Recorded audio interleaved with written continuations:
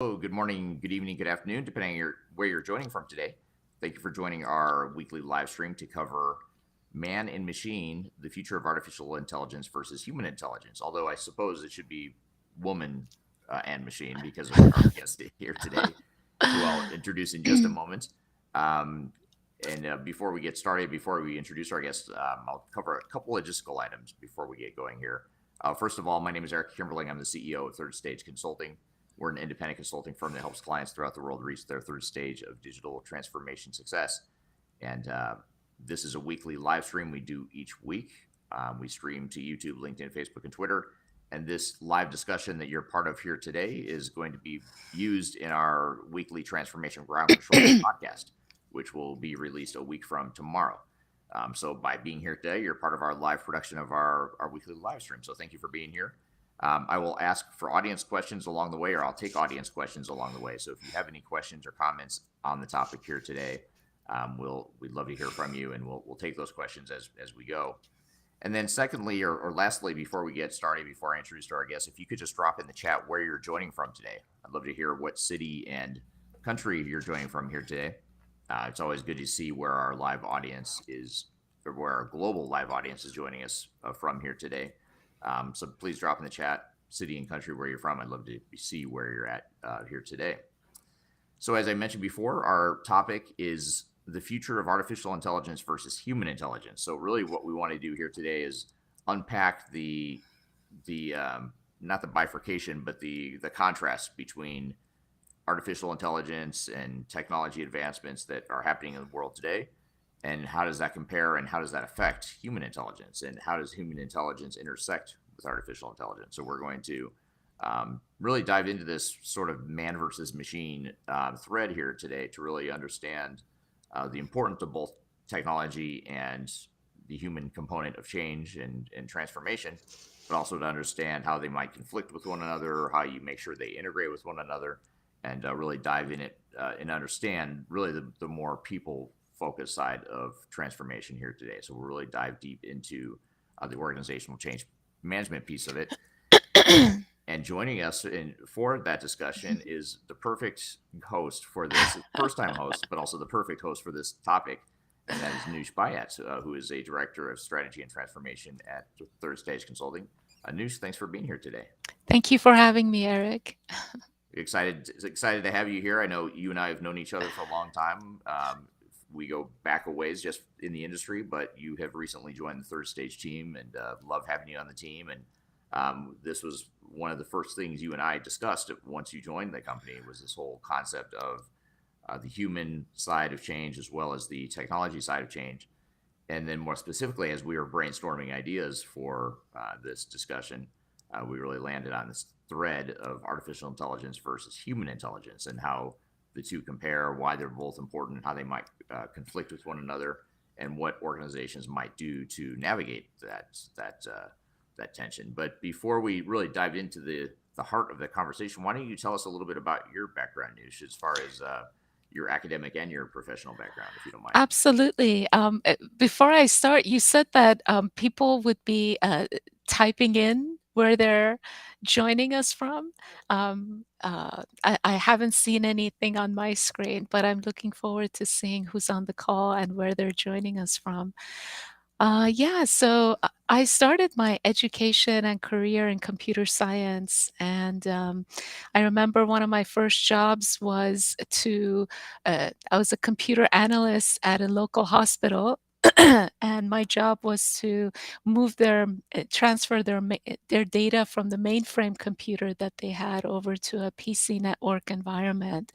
And that was kind of the beginning of me getting really curious about human intelligence. I didn't uh, use that term at the time, but I remember. Oh, there's all these errors that are popping up on Oh, my screen. we see and hear you fine. It might be the feed, the Okay. chat, because don't worry, we see and hear you.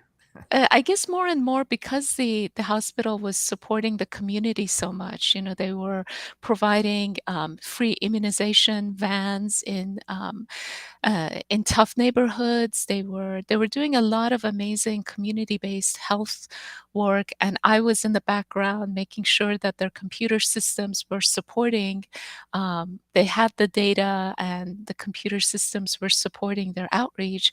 But more and more, I was noticing that there's some people who just walked around with a twinkle in their eyes. Like, it didn't matter how much money they had or didn't have, or it didn't matter what kind of life circumstances they had. There was just this sense of joy and effervescence.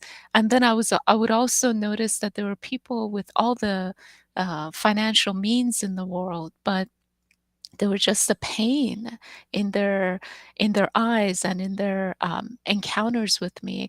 And I was just so drawn to both ends of the spectrum because at the time there was just a lot of global upheavals going on, political upheavals um, in the region of the world I was from. And as a young person, my heart was broken because there was just a lot of impacts on my personal life, a lot of losses.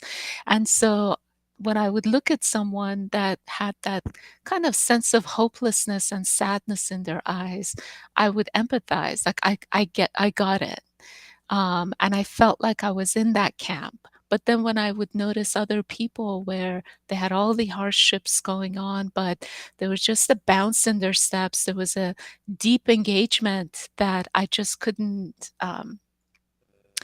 articulate. So, much to my dad's dismay, instead of pursuing my studies and graduate studies in technology and computer science, I went the route of studying human wellness or population health, population wellness. I got a master's in public health. Along the way, I got a master's in spiritual psychology, meditation and mindfulness. Literature. Um, so I was just really, really just so drawn for years about, what is it that makes humans want to engage?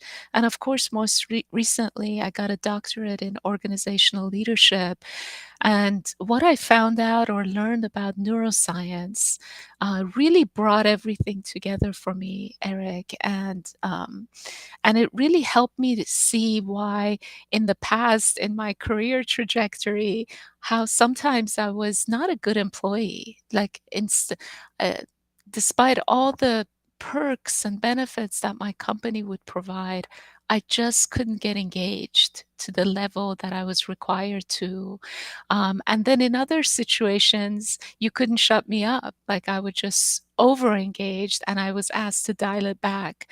So again, all of this, all my studies really helped me to really understand what is it that's going on within us that makes us want to engage or with life's challenges and ups and downs. Hmm. Interesting. Yeah. Yeah. So you have a background and upbringing that was perfect for this topic today. Here, so really appreciate having you on the show here, and you're one of two people that I know of on the third stage staff that has a PhD. So that's interesting as well. So you've gone deep into the academics of this piece of it as well. So you've got the formal Technically, it's an EDD, but so I just call it a doctorate, just to right. be precise. Yeah. Got it. Okay. Well, either way, you're more educated than I am, so perfect for this thread here today.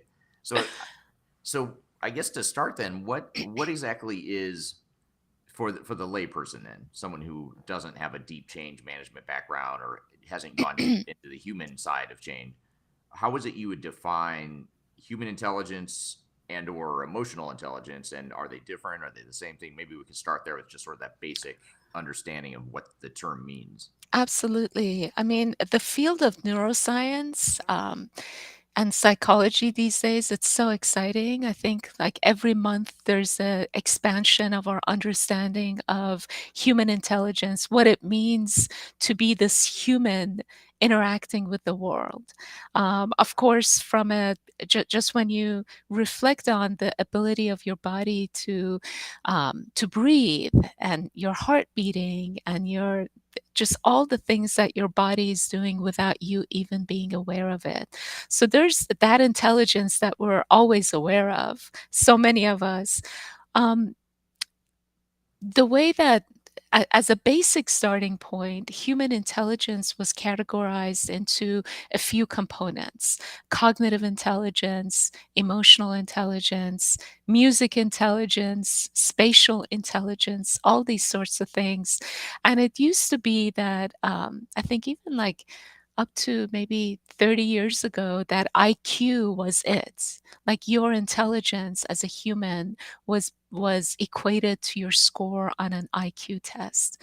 But more and more, that singular focus on this kind of cognitive intelligence was was just challenged by so many other types of intelligence, like I said, and emotional intelligence was identified as this ability, or it's called EQ versus IQ, this ability of us as humans to be able to not only understand and acknowledge and self regulate our own internal emotional landscape, but also be able to cue in on other people's, or in a social setting, kind of understand what is the um, what's everybody feeling, just to be able to um, understand how to intuitively relate to them. So, this ability to be able to build relationships, have empathy, um, be able to take a tech technological challenge, but be able to actually talk about it with somebody. That's kind of a brief summary of what I call emotional or human intelligence. Just all these capabilities that enable us to interact with the world and solve problems. I think in its most general, I think that's human intelligence for me. Right. That's interesting. And why do you think that this is so important, this whole concept of human intelligence? Why is that so important in today's day and age of advanced technologies and artificial intelligence and all this great stuff that could potentially, in theory, replace or mimic human intelligence? What makes why is human intelligence so important, or is it important? I guess we could start there. Absolutely. I think it's so critical because from what I understand about our brains, there's a huge component of our brain that supports us in predicting the future. So there's for us to feel at ease, it's when our brain is able to predict what's going to happen. You know, we wake up and we know that there's coffee in the kitchen, that I'm going to go open my computer and it's going to work well. So there's this predictive capability of of our brain that allows us to feel comfortable um, surviving and interacting with the world. What happens with technology and technological innovation, especially when you bring it within an organization, is that all of a sudden it's not a cognitively stable environment. And with that, I mean it's very complex. And what that means is that there's no linear causality. There's no way for our brain to fully wrap its hands around this technological innovation. One of the words that I learned when I was in grad school was VUCA, VUCA, which was coined by uh, the, the American, our military, once the Cold War was over and we no longer had a singular enemy to focus on. And they said, now our enemy is VUCA, which means conditions that are volatile, unpredictable, complex, and ambiguous. Mm-hmm. So uh, this kind of conditions which is uh, our daily realities these days, being able to, we go into a client setting and they bring us a challenge, but there is no singular answer that's going to fix every challenge that they're going to bring up. The level of complexity and the level of intervening factors and unpredictability, even in their organizational setting and culture, it's so much that because our brain can't just say, yep, the problem is X, the solution is Y, and our approach is Z. End of conversation. Because we can't do that in today's environment of technology and innovation and organizational complexity, what happens is that our brain literally sounds an alarm and feels threatened. Hmm. So when it can't find that linear causation and find that the cause of instability, it it raises this alarm. So our fight or flight stress response gets activated. And so often, people that their defense mechanisms come up. They get guarded, they get stressed, their stress hormones come up. So that's why, um, in these situations, especially in these times of complexity, technical skills aren't going to help us, because Hmm. technical skills is when you go into a training environment and they tell you, if you press this, this is going to happen. If you do this, this is going to happen. But in times of complexity, because there is no clear pathway to our solution, and we have all this crazy stress response going on within us, this kind of emotional turmoil, for lack of a better word, what's really required are adaptive skills. Hmm. Skills where you can actually be able to show up to a meeting where everybody's frustrated and they want you to fix it with a magic pill, to be able to take a breath and self regulate your emotions, be able um, to challenge that part of your brain that wants to fix it so Hmm. fast, because our brain loves to do that. It loves to keep going really hard and labeling situations. However, this kind of fix it mentality in complex situations is really is really tough, because there is no fix it approach. Hmm. In these times of complexity, one person can't just come and fix the situation. The person that you paid a lot of money to and hired, they can't just go to their room, come up with a strategy and push it down. There's going to be resistance, there's going to be pushback, because the situation is so complex. One of the researchers whom I followed a lot at MIT, he called this dynamic complexity, where our sense of the problem is unclear, our sense of the solution is unclear, and the people impacted, our sense of the stakeholders is unclear. So he called this dynamic complexity. And again, in these situations, our brains and our emotional state, they're just not happy, because our brain can't just label it and be done with it. Hmm. What's required is these adaptive skills of taking a breath, slowing down, being comfortable in the face of such a complex situation, and being able to bring people together so that you can iterate ideas. So when things speed up, being able to slow down and actually listen and collaborate and not have a fix-it approach, but basically have an iterative and incremental approach to this issue that your brain wants to fix so badly. Right. Yeah, Yeah. that's super interesting. So that's a interesting overview of the human side of change and why it's so difficult. I love that was I love that the acronym. What was the acronym again? Was it VUCA, VUCA? And tell us again. It's volatility. unpredictability, complexity and ambiguity. So volatility just refers to this crazy pace of change that's going on. Unpredictability meaning you make your plan and you think it's going to give you one outcome and then it gives you a completely different outcome. Complexity in that there is no clear causality, or there's so many cause and effects that you can't just narrow it down to if A then B. And then ambiguity, just the fog of, whenever we talk about artificial intelligence, there's all of a sudden I feel a fog coming on everybody, like, what exactly is it again? Right. That's funny.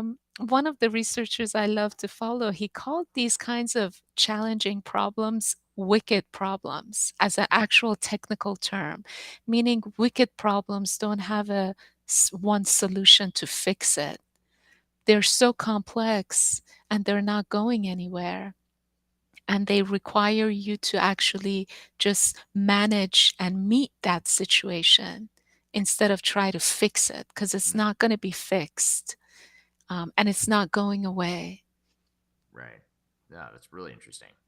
Well, we'll stay focused and centered on VUCA here today Okay. as we go through the conversation with that in mind, and that's a great way to think about why not only why the human side of change is so important, but also why it's difficult. Why is it difficult for people to adapt to change? And I think that VUCA acronym really describes that well, and it's a good reminder of some of the complexities that humans face, or that we as humans face when we're going through technological change.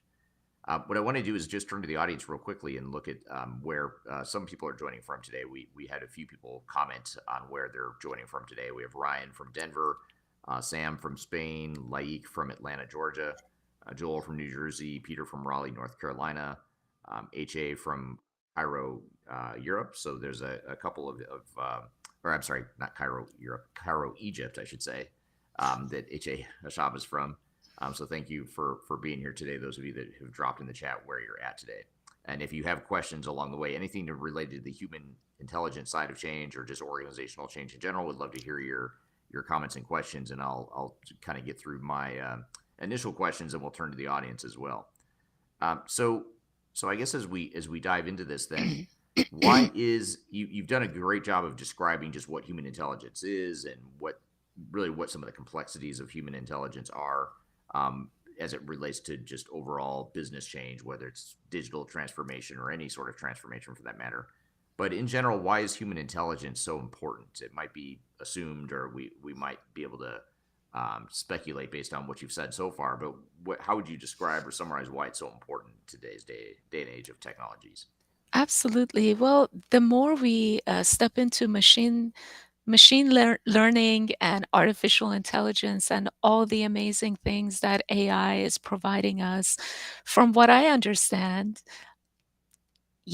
it's kind of like the garbage in, garbage out that my professor in my first class in computer science told us, that, this is a box. You put garbage in and you're going to get garbage out. And so from what I understand about artificial intelligence, machine learning, is that to the extent that we feed it accurate data, to the extent that we validate the learning process of the machine, that's the extent to which we're going to get benefits from artificial intelligence, from machine learning. If we can't bring our full human intelligence to the table, if we can't draw on the institutional knowledge that our people have about their processes, about their industry, about their competition, about the best ways to move forward, if we can't draw on that, if our people are overwhelmed, if they're stressed, if they're guarded in these defense mechanisms, we're just not going to have accurate validation of any of this data that we're getting these machines to learn.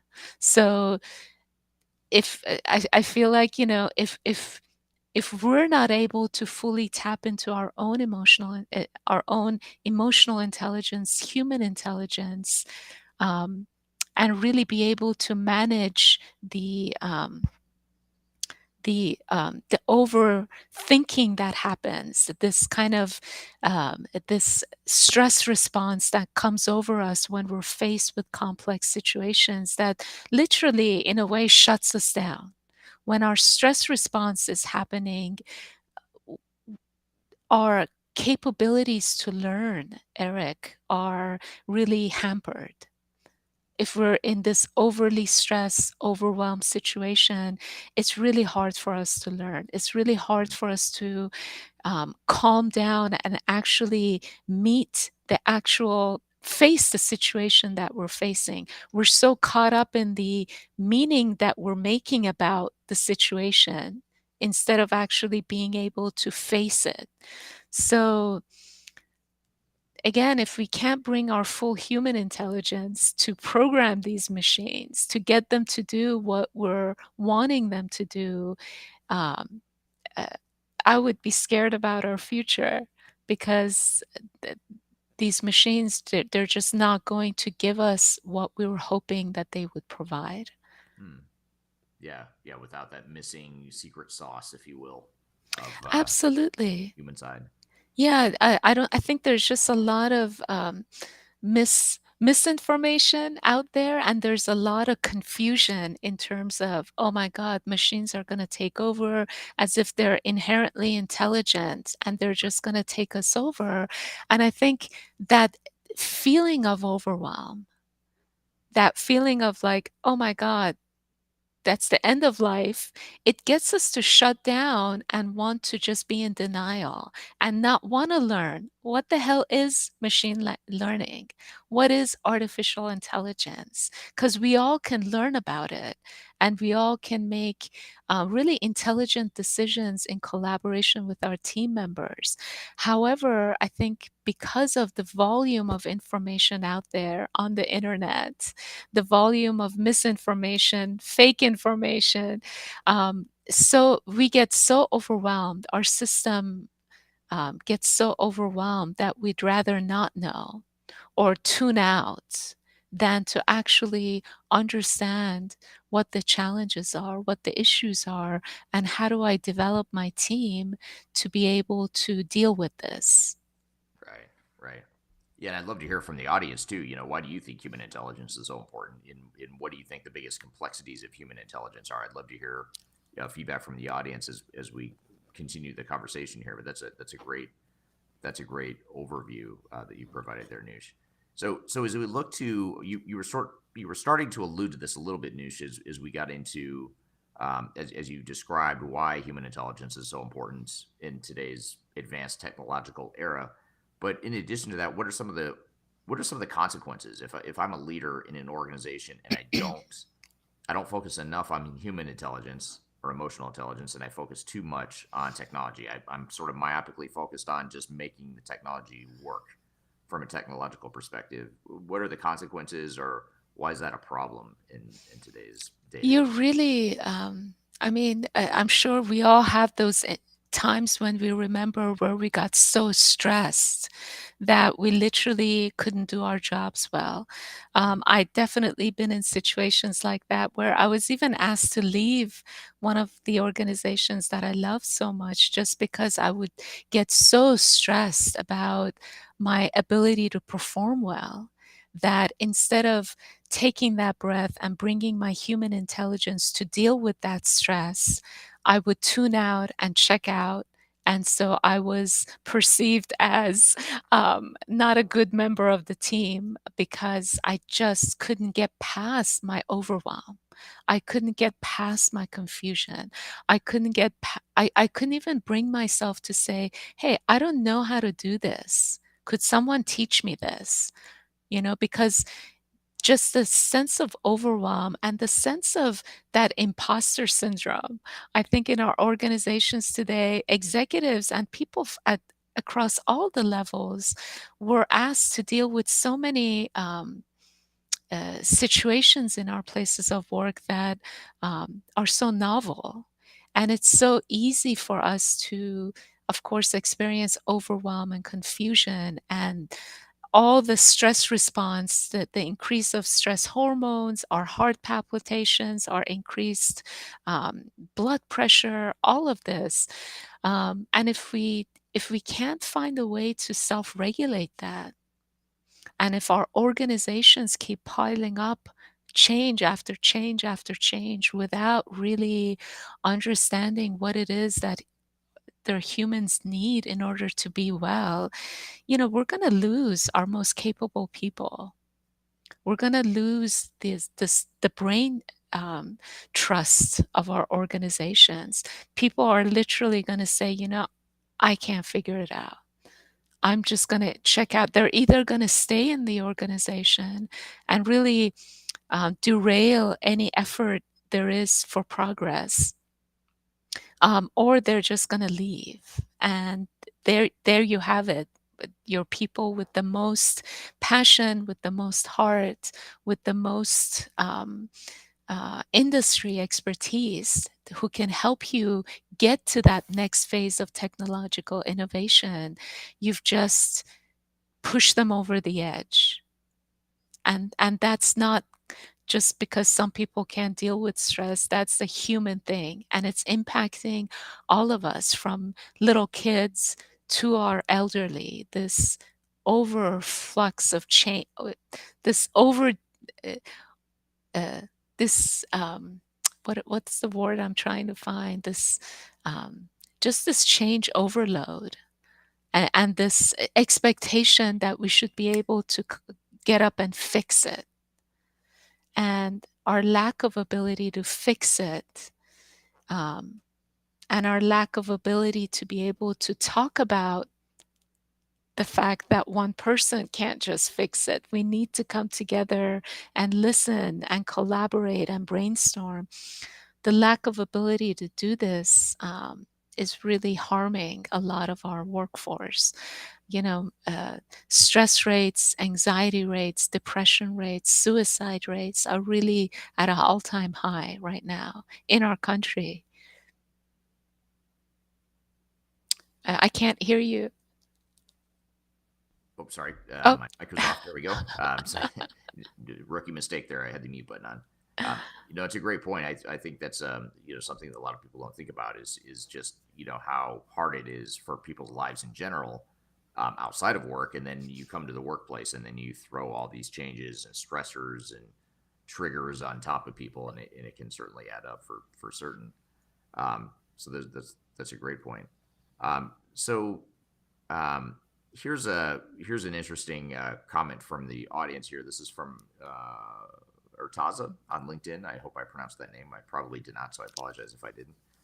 But the comment here is: human intelligence has the common sense factor, which AI sometimes lacks, or somewhat lacks. So we talk a lot about ChatGPT. That's a common topic today. It's a hot trend right now. It's a hot buzzword in the technological space, and it's a hot tool being used by a lot of people.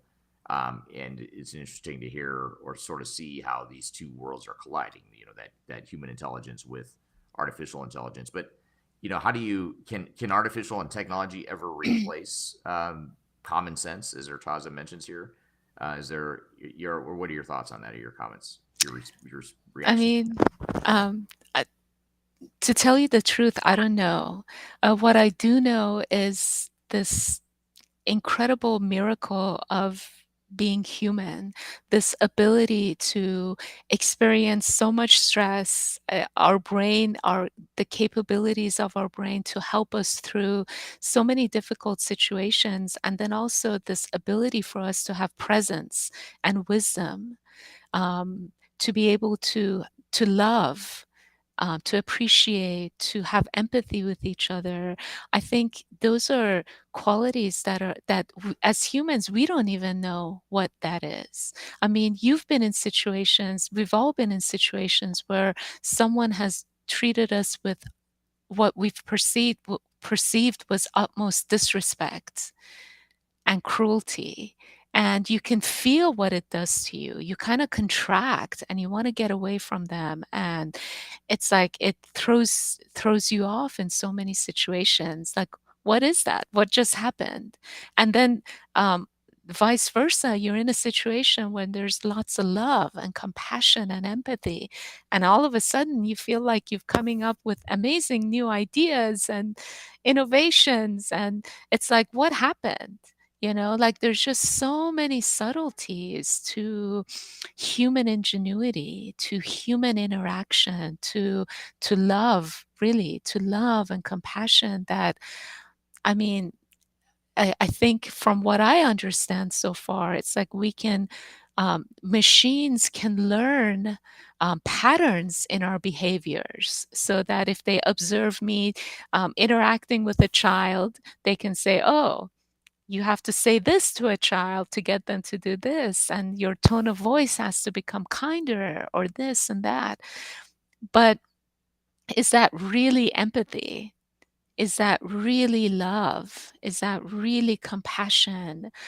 Like, I know that computers can have this incredible computational ability that humans can never, I don't think, have at the right now as we speak, this ability to crunch vast volumes of data. Um, but can they bring that love and compassion and human presence to it to determine what to do with it? I Mhm. think that part of it, it's still, we're teaching computers that. We're teaching AI that capability, but I don't think will it ever be organic? I mean, will a machine ever organically realize that they need to love or bring compassion and respect into a situation? Uh, I don't know. I'm I'm guessing not, but you never know. Right. No, it's a great point. I'd be curious to hear what the audience thinks on that debate or that question. Speaking of the audience, here's a really interesting comment. It's a two-part question that I'll play here, or I'll show here, from Jerry on, it's either Jerry or Gary. I apologize, I'm not sure which, but on LinkedIn, um, Gary says, today's words that are considered to be able to create harm and be violent. Now we have computers that can say words. We as humans need to get over our fear of words. But then there's a second part here. The human condition will kill innovation in the AI space. There's a lot of fear about what machines might say. Absolutely, Jerry, or Gary, that's such a great point, which goes back to what I was bringing up earlier in terms of being able to self-regulate. Emotional intelligence is so critical right now, to be able to notice our reactive tendencies towards things that we don't understand, and to Mm-hmm. have it be normal, Right. to understand that human defense mechanisms, or uh, our tendency to get reactive in the face of things we don't know and to want to shut down, those are so normal, and to be able to breathe through it and not take that seriously, not be so overwhelmed by it. So that in so much of my executive coaching work that I do, that's such a critical part of supporting executives to move through their days and make the decisions that they have to make, by understanding that being human is really this dance between this reactive survival brain that we have, that hates anything that it doesn't understand, and this part of us that's full of wisdom and presence and innovation and creativity. It's really a dance. We can't be 100% in one or the other. It's always a dance. And to be able to understand that subtlety of how we interact with the world, that when there's something that I don't understand, that all of a sudden I notice my heart rate increasing, I notice wanting to just crawl under the covers instead of say, all right, team, let's get together. Let's throw some ideas at the chalk. At the board. Let's see what we can come up with. This ability to not freak out by our own freak out, it's really important to have compassion for our tendency to freak out, but not take it so seriously that we can't become present to our challenges, or all these, like you said, Jerry, these amazing opportunities to innovate. Um, so that self-regulation, that understanding of our neuroscience is so critical. Right. Yeah. Makes total sense. It's a great question and a great response to it too. So thank you for the feedback, Jerry. Um, so what about one thing you and I have talked about in our time working together has been um, how the divide between human intelligence and artificial intelligence and just technological advances in general, how that chasm is growing. The technology is becoming more and more advanced, but we as humans, we're changing, but we're not changing nearly as fast as technology is. So what are your thoughts on that? Like, what should we be thinking about as it relates to that divide between the human race where we are today, and yes, we're evolving, but not nearly as fast as that exponential, accelerated advancement of technology. How do we navigate that? What are your thoughts there? Well, that's the thing, when we're feeling stress, a little bit of a stress is great in terms of enhancing our ability to learn, right? Like this live cast, the invitation to show up here, it caused a lot of stress for me. But that stress, I utilized it. It was good. I was like, okay, let me go through my thoughts. Let me understand what I'm going to talk about so that I sound somewhat decent, and you don't fire me tomorrow. So that little bit of stress is very healthy. As that kind of stress gets us to study hard for an exam, to get prepared, to get excited. However, when that level of anxiety and stress, and to various people it's different, it goes overboard, it really inhibits our ability to learn. And I think that as machines are surpassing our capabilities to learn, which is okay thing, it's like, yeah, let machines learn all these things that are going to take me years and years and years to learn. However, how can I show up and interact with that machine learning so that I can bring my human intelligence, I can bring my insights, and I can put that machine learning to good use? I think that's the divide that we really need to address. What is that? What is it with it within our human condition that can create so much stress that makes us incapable of even wanting to interact with the complexities that machine innovation is bringing to us? So I think I keep going back to being able to to have that level of emotional self-regulation, and not only that, but really being able to make sense of the world. Our brain loves is a storyteller. It Mm-hmm. loves to make meaning out of the challenges that are happening so that it can engage with it um, in the brilliant ways that it does. But if our meaning making ability gets diminished, if I'm putting a meaning on everything as, this is going to take my job away, I'm never going to be able to do this, like this, our capabilities of making meaning out of in stressful situations. If we can't making ability, that story making capability that we all have, we're not going to take our organizations to the next levels, because organizations are about the culture, are about the vision, mission statements that they have, are about the meaning that they create in the world.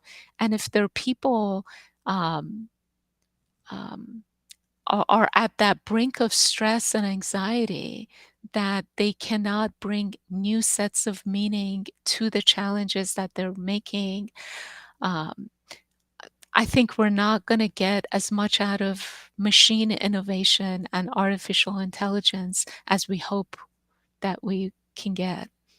Yeah, yeah, that's a great point and well said. And Jim on YouTube has an interesting comment. He says that AI will not take jobs. Humans using AI will take jobs from humans. What are your thoughts? Do you have any predictions as it relates to that news, as it relates to this? Absolutely. There's so many thought pieces coming out these days from so many of our think tanks that I think even here at third stage that, yeah, maybe remedial jobs are going to be taken over. Maybe that data cruncher no longer needs to spend 40 hours a week crunching data. However, when that machine can do it in 5 seconds, then we need that person with the maybe a different set of skills to interact with that AI, right? So I don't think that humans will be um, uh, completely taken out of the job market, but new capabilities for sure that we have to learn as humans in order to be able to interact with this amazing um, uh, uh, data crunching power, for lack of a better word, or data mining that the machines and AI bring to us. I think new jobs are going to be created as a result, honestly. Certain jobs will be taken away, but definitely new jobs will be brought to the forefront. And to be able to validate the output that these new machines that are taking over jobs, in order to validate their output, there's going to have to be that human intervention to say, yep, this machine did it right, or no, we have to fix it. So I don't think you can get rid of humans, but we definitely have to continue to learn and grow. And I think when you look back over human evolution, we've had to do that at Mm, various, what do you say, epochs in our evolution. We've had to learn new things. So it's not the uh, end of our uh, it's not a bad thing to have to evolve and learn new skill sets. right. Yeah, that's well said, and I agree with you. It's not a bad thing.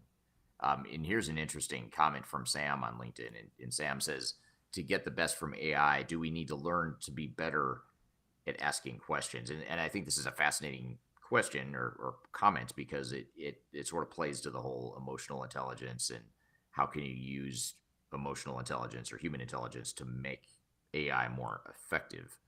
Do you see that being the Absolutely. case? That's 100% Sam. You're so spot on. Earlier in this conversation, we talked about adaptive skills. You need adaptive skills in conjunction with your technical skills to be able to maneuver through this world of complexity where there is no linear causation. And adaptive skills are exactly that, our ability to be able to slow down, take a breath, have craft better questions in order to engage, bring people together to be able to understand what is even our questions, what is our starting point. So these adaptive skills are 100% so critical these days. Right. Yeah. Great question, Sam, and even better response, Noosh. So thank you for that. What about employee and organizational wellness? You talk, and I think you alluded to this a little bit as we were talking before about stress and the VUCA acronym that we talked about earlier. What are some of the ways that constant change and the advancements of change in general and the organizational change in general, how is that affecting the wellness or lack thereof of organizations and their employees? I mean, we we interact with organizations 24/7, at least 8 hours a day on calls with our amazing clients and our amazing teams, and, we know that executives and everyone in organizations are really suffering these days. Mm, There is so much disruption and change going on. There's such a fast pace to need to quickly re-strategize, quickly roll out something so that you don't fall behind the curve, so that you can stay competitive.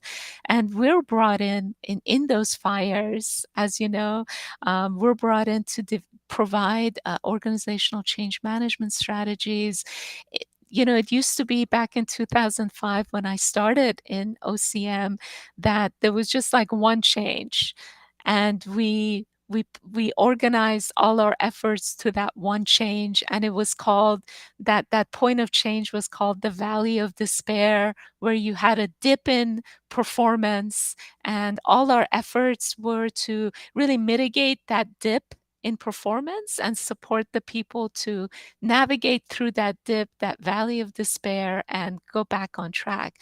There was one new technology, or there was a culture change, or there was a merger, like there was just one change.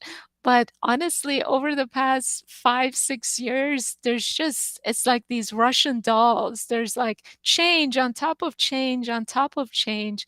We're brought into an organization to support them with their technological change and adoption. And all of a sudden you see that, oh my God, there was a merger and acquisition here. There's this technology change there. There's just so much happening at the same time. So I think one of the ways that organizations have to deal with it is to really tap into the human intelligence in their teams, really bring them along, not just force changes on them, but really bring them to the table. Bring your frontline people to the table. Create these coalitions across the agency where you can learn from the human intelligence of all your teammates, because the challenges that executives are facing to be competitive isn't something that they can just figure out behind closed doors anymore. They have to tap into the human intelligence of their full teams. And if there is a technological change that they want to go through, or a cultural change, then it's the human intelligence of their full organization that's going to help them to bridge that gap, because these days there's not just one valley of despair, there's just despair, Right. period, Yeah. Yeah. because there's just so much and you don't know which change you're trying to mitigate. So tapping into that human intelligence and bringing the people to the table so that they're co-owners of taking the organization to the next level. They can bring their insights, they can bring um, their influence, their peer influence, to really support their people to bridge, move through these transition states. Right. Right. Yeah. Great point, and very well said. So we've covered a lot here in terms of you know the fact that technology is changing so quickly and how the impact affects employees and organizations, and why human intelligence is so important. And in some ways, it can be overwhelming to think about all this stuff. It's a lot to take in, especially when, like I said before, a lot of times we're more focused on the shiny, cool technology. We're focused on the things that we can see and touch and feel. So, given that it is so important, human intelligence, and it is so complex and it's hard to get our head around at times, what are some of the best ways to really start addressing the human versus technology issues in an organizational change strategy and plan? So, as we're planning for change, what is it? What are some ways that we can get started, or some tangible first steps that we can take to? Absolutely. Well, I would say to anyone who has that power to give the go ahead to these huge tech innovations, it's, really think twice about your aggressive timelines. You and I both know we've been in so many tech implementations where they started out with a very aggressive timeline, but their business functions, they just weren't able to um, understand the new business processes fast enough. So implementation had to just get pushed, or they had to press go live, but the organization was just in disarray because their people couldn't understand their business requirements fast enough. So I think one of the first things is that think twice about your aggressive timeline. You think you have to go live in 3 months, but do you? Right. And what are the consequences of doing Do that? you? And can we phase it? How can you, again, bring your people into the conversation that even if you have to go live in 30 days or in that crazy aggressive timeline, that your people are with you. You can't just say anymore, this is what's going to happen. You have to either learn it or leave. Well, I mean, if you do that approach, which a lot of organizations, it seems like that's their last approach, you're going to see a lot of good people leaving your organizations. And sometimes organizations use that as a way to clean house, unfortunately, to let go, to have people self-select out so that they can bring new people on board. But if that's the culture of your organization, then you're going to burn those people out too. You're going to have such high turnovers that you're just not going to have people who are the carriers of your culture. You're not going to have people who are going to stand by you and be loyal and really breathe passion into your mission and vision. So yeah, think twice about your implementation timeline, bring your people on board, start to have those conversations, bring value to what people understand is their business requirements. So often we want to just dive into change impact analysis, but it's like, well, if I'm pushing this change onto my, let's say, my warehouse unit or my sales team, like, what is, let them talk to you about what are those business requirements that they need. What is it that makes them successful today? Like, they're able to talk to their customer quickly and efficiently. They're able to give them a quote, kind of like they've done historically, very quickly. That customer feels heard and understood. Okay, if that's a business requirement, how can we preserve that no matter what technology is brought? How could we bend technology to help us preserve that business requirement? So often, like you said, I think um, software vendors, they want us to bend our mission and values and business processes to fit the technology. But Right. if we can bring our full human intelligence to those conversations, we can actually have a nice dialogue with our software vendors saying, hey, you're telling me that this out of the box functionality is the only way, but is it? You know? And if it is, well, we need to have a phased approach so that we can find workarounds because we don't wanna give up this business requirement. So I think, we have to have more of a conversation instead of an arm wrestle between our, technology and our, and what makes us be successful businesses in terms of meeting our customer needs. Right. Yeah. Well said. And I think that that's a great way to start. I mean, I think that's what we have to look at is how do we start this journey? How do we start to, at the very least, think about the human side of change and the organizational change side of things. And we talk about that a lot on this podcast. The whole idea of the importance of change management, why the people side of the equation is so important. But we're getting pretty deep into this here as far as that human intelligence piece, which is so critical for sure. Well, good. Well, I want to thank you for being here. Time flies when you're having fun, and we're already up against the hour here. So thank you for being here with us here today, Noosh. Really appreciate it, and definitely appreciate the audience being here as well today. Thank you so much. And before we sign off, I just wanted to say something that happened in my own team at third stage over the past couple of weeks, where there was something that I said that was misinterpreted by somebody. My intentions were misinterpreted, and we were able to come to the table and have some intelligent and emotional conversations around it so that we could help to resolve whatever that challenge was so that we could get to the work that we're trying to get, which is technology and supporting with people with that adoption. And it didn't go past me how important that was, that my boss was able to bring his human intelligence into the conversation, that all the parties were able to come to the table, that whether we were reluctant or not, we were able to be able to say, hey, I'm feeling some stress around this situation or that situation, and how can we bring our humanity into this conversation so that we can resolve it?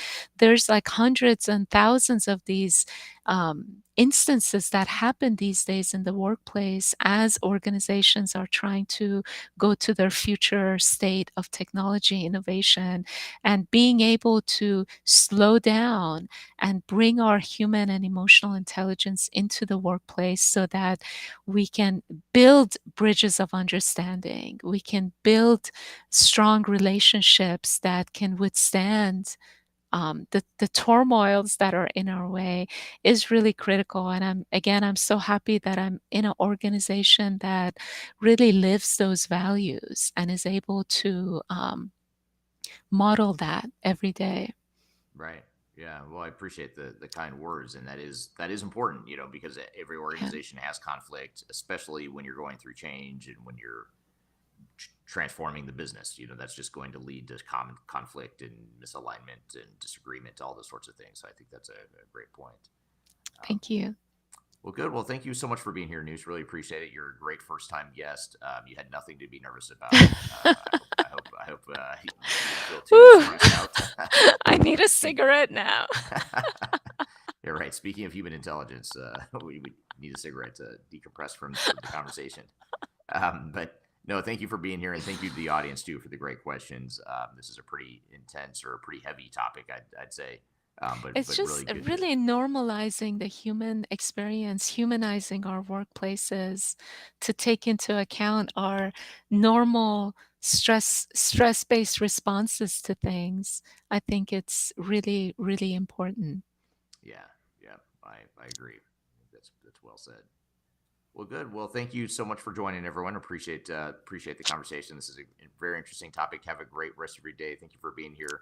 Again, as I mentioned before, this interview will become part of the Transformation Ground Control podcast that gets released a week from tomorrow. So when if and when you subscribe to the Transformation Ground Control podcast, you'll hear this episode as part of the podcast or as part of the episode that is released a week from tomorrow. So thank you for being here today and being part of the live production of that podcast.